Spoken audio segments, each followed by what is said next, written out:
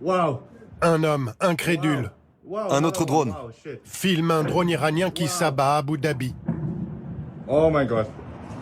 La même scène filmée d'un autre point de vue. C'est en réalité la base navale de l'armée française aux Émirats arabes unis qui a été touchée. Elle se situe au cœur de la zone portuaire de la grande ville émirati. Une frégate de l'armée française ainsi que plusieurs dizaines de soldats y sont d'ordinaire stationnés. C'est un hangar qui a été touché. Les dégâts ne sont que matériels et limités, il n'y a aucun blessé à déplorer. Mais tout cela nous conduit, là aussi, à rehausser notre posture et notre accompagnement défensif. Les Émirats, cible privilégiée, 3 personnes y sont mortes depuis le début des frappes iraniennes. Ici, un nuage de fumée s'élève au-dessus de la zone industrielle de Sharjah. Un dépôt a été touché. Le bruit d'un drone iranien dans un quartier de Dubaï. Il s'abat contre cet immeuble résidentiel sans exploser. Qu'est-ce qui se passe? C'est la maison de quelqu'un. Heureusement, les dégâts sont mineurs. Il n'y a pas eu de blessés. On a été touché par un drone. À Dubaï, toujours, l'aéroport international, l'un des plus grands et des plus fréquentés du monde, est toujours à l'arrêt. Il a été touché hier soir. La riposte iranienne se poursuit à un rythme soutenu et cible l'ensemble de la péninsule arabique. Hormis le Yémen, allié de l'Iran, tous les pays ont été touchés. C'est le cas aujourd'hui encore du Koweït. On voit ici un drone iranien frapper de plein fouet le camp Bouering. Oh my God. Il s'agit d'une base militaire américaine. À Doha, au Qatar, c'est la base d'Al Udeid qui est régulièrement ciblée.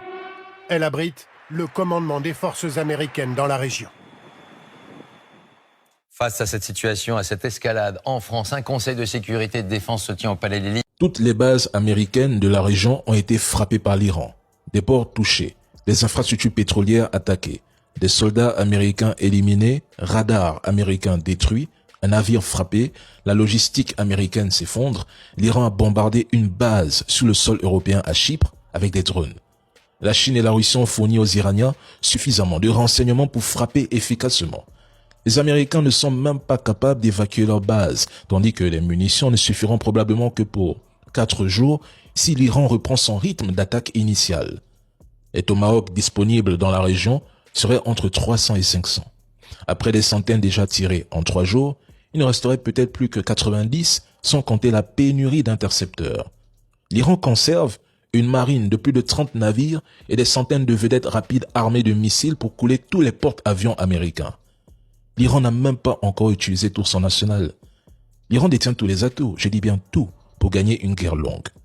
L'entité ne peut pas tenir sans les États-Unis et ces derniers ne peuvent pas se permettre un engagement prolongé de 4 semaines au Moyen-Orient. C'est un mensonge.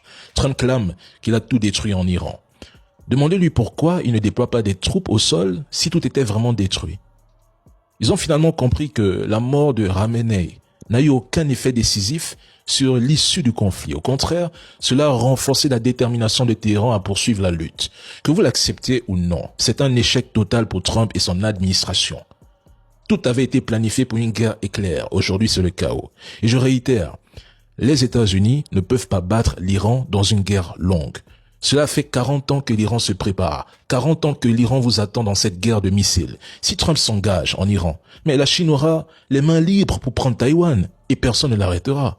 L'Ukraine deviendra un champ de ruines et l'Europe encore plus dépendante du pétrole russe. Quelle ironie!